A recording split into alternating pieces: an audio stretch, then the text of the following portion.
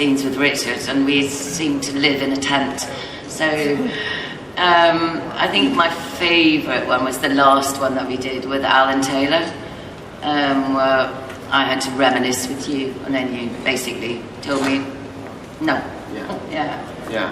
So I love that one. Yeah, it's hard to be specific about it, but all of the scenes I get with Michelle, I adore. They're my favourite scenes. I love working with her, and the writing is amazing for us. We have such a complexity, just like the characters in the books, and David and Dan have brought that out, and we have a great time in our tents. We're always in the tent. But every one of them is my pleasure. No, that's...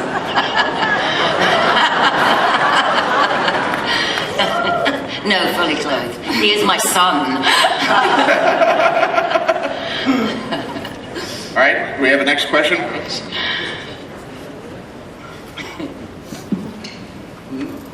Hi. How do you enjoy wearing the amazing costumes on the show, and how does it help you get into character? I love wearing my costume. It affects everything. With Rob, it's one of the best things at the start of the day. When I'm in all my armour and my leather and fur, it changes the way I walk. So that leads into helping me play the character. It changes the way I breathe, so that changes how my voice is when I'm acting. So it's one of my favourite things. I mean, when I first got it, it was awesome. And then, kind of day 39 of filming, and it's 4 a.m. and it's freezing, and you're putting on the costume that still stinks from yesterday's horse riding. You're like, this costume's a drag. But then as soon as it's on and you're walking about and you've got your sword, it's a dream. It's one of the best things that I get to do first thing, is get into character with a costume. Michelle Clapton, who is the costume designer, is just a genius, and she works with an amazing team of people. Her mind and the research she puts into every costume, every character, every tribe. The detail. It's incredible, and it's a joy. And because it's on television, you can't focus in on it so clearly. But the detail, the embroidery, everything is just down to the, it's tiny perfect. fastenings. Perfect. And it's just a delight and a privilege to wear some of her designs. It's wonderful.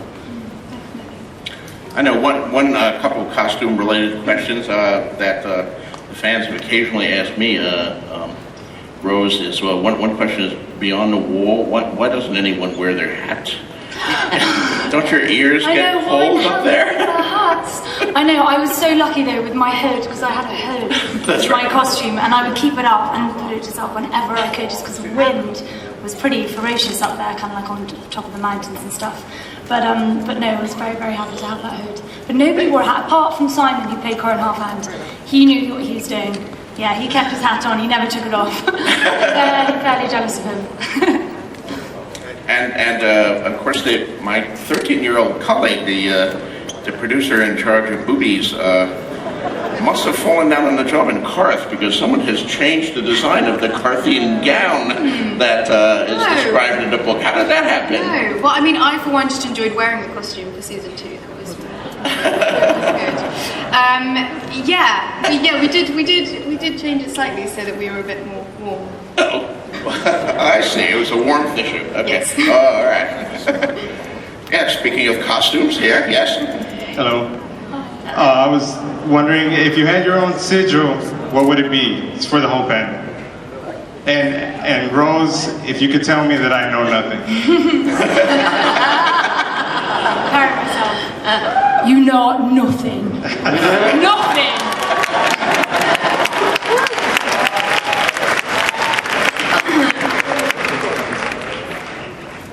If you had a sigil, what would it be? An Arsenal badge. I picked mine, it's an ostrich, it's on the show. I'd be a wolf. Definitely a wolf, I woke up as a wolf, for sure. I'd go for a horse, I think. Yeah, beautiful horse. I would go for an eagle. I think I'm just going to stick with my dragons. I don't think you can do much better than that. You can't go wrong with dragons. So. True. Stick with the dragons. Yes. Hi, my name is Kendra, and Richard, you're beautiful. But my question is, what's your favorite place to film and why? Because everything's just so beautiful. Thank you very much. Don't make me shy. My favourite place to film was Winterfell. All of those sets were amazing. They're so authentic, and they burn incense when you were filming in there. So each part of the set smells different. It's got a unique smell, and when there's food laid out, you can taste it. It's also detailed and intricate. So when I'm in Winterfell, that's when I was at my happiest. I think that's probably a parallel with the character as well. Thank you.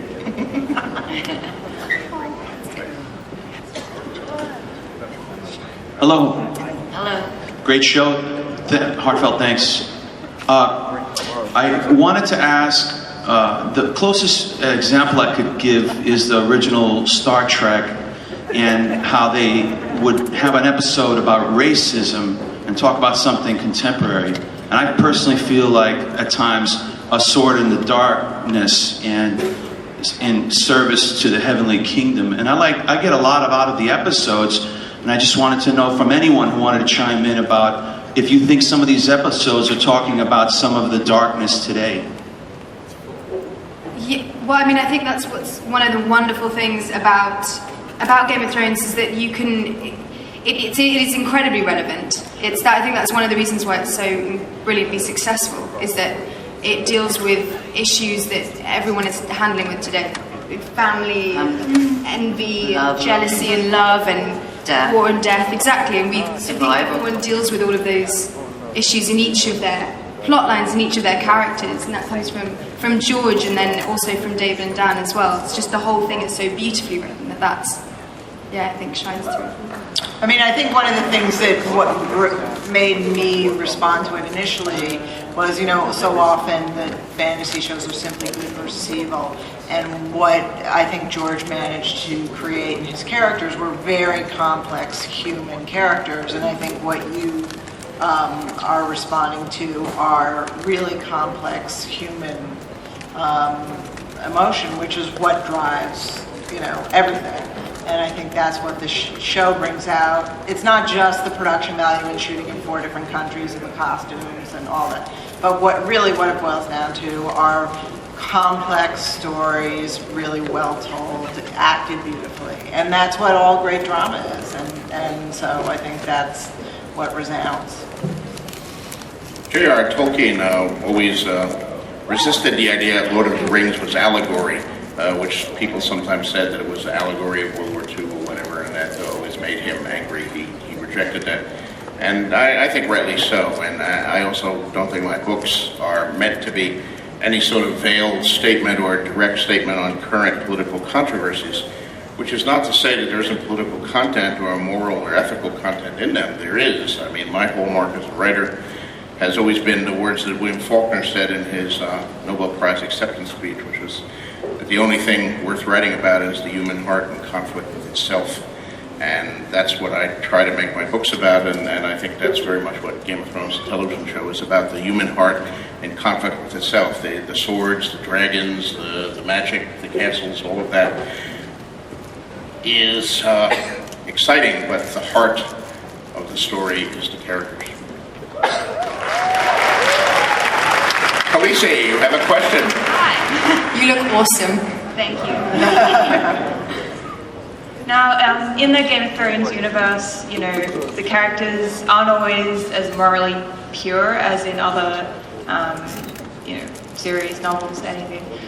So when you're playing the character, how do you justify these decisions that normal people would kind of balk at?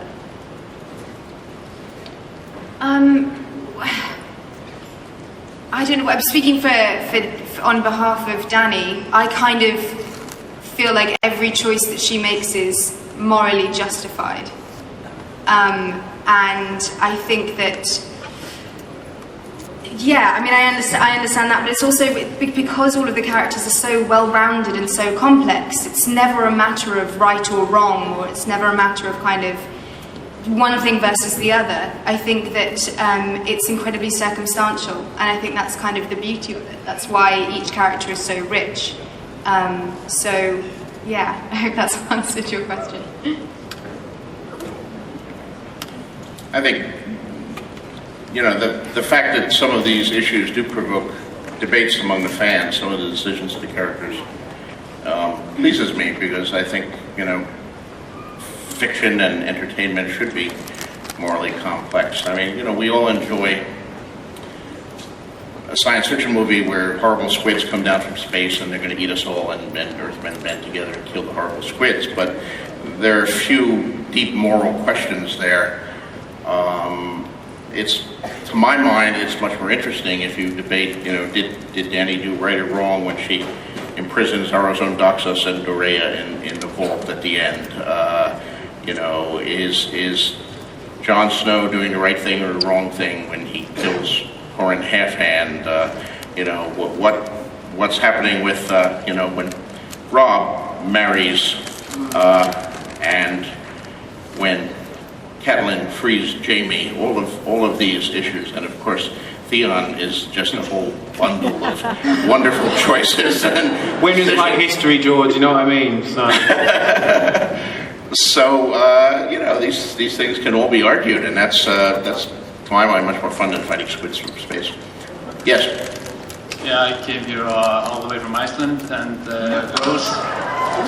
Your country is beautiful. Loved. Absolutely beautiful. Yeah, the North send their regards. I came here actually to ask George a question. I've noticed over the years that you have a turtle sigil on your hat. Yes. And I was wondering if that was related to your first work, where you talk about yourself as a turtle, living your own life. Well, in a way it is. Yes, turtles have always been my sigil, I suppose. When I was a kid growing up in Bayonne, New Jersey, I lived in a federal housing project. And we were not, because it was a housing project, we were not allowed to have traditional pets. I was not allowed to have a dog. We were not allowed to have cats in the apartments. So the only pets I could have were turtles. So I had an entire toy castle filled with dime store turtles. And I gave them all names. And since they were living in a toy castle, I decided they were all knights and kings. And I made up stories about how they killed each other and betrayed each other and fought for the kingdom. So Game of Thrones actually began with turtles, but I've decided to recast it with actual human beings. It wouldn't be the same if all these guys were wearing turtle costumes. We can give it a go. I mean, if you... But that's the origin of the turtle thing, yes.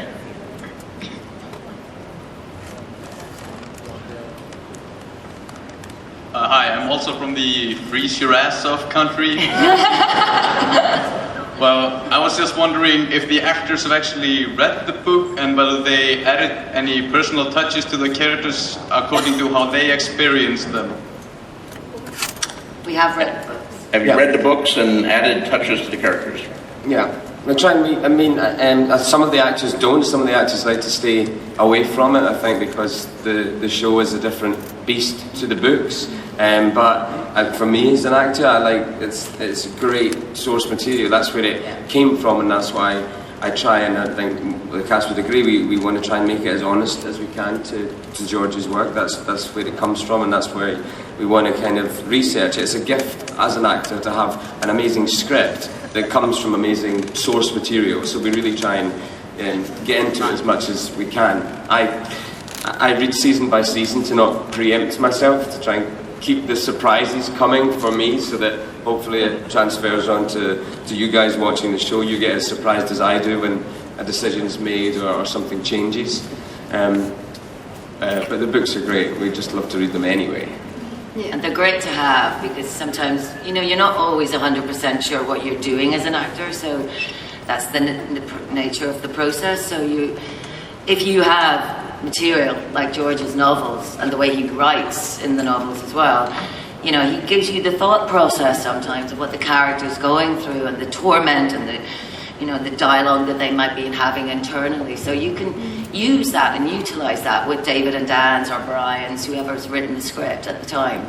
And it's all about layering, just getting yourself immersed in it. You have to understand what you're saying, otherwise it won't come across. All right, so we have time for one more question. One last question. Hi, my name is Linda, and my question is for Amelia. It's so easy to love your character, to root for her, to see her as fierce and indestructible. But as you live with her, what do you see are her vulnerabilities and insecurities? Well, I think she's got a huge amount of them, actually. I think that's what we saw, excuse me, in season 2, is you saw her self-doubt. And I think it's something that she comes up against and comes up against and comes up against. And it's because she is so protective over her people and over her children, her dragons, that she needs to be as strong as she can and not show her fear.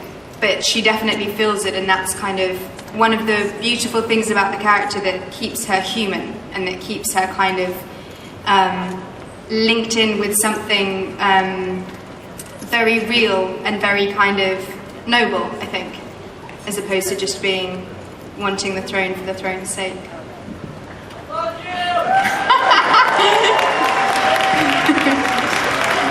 And before we close here, I'm told that we have one last little very brief treat for you.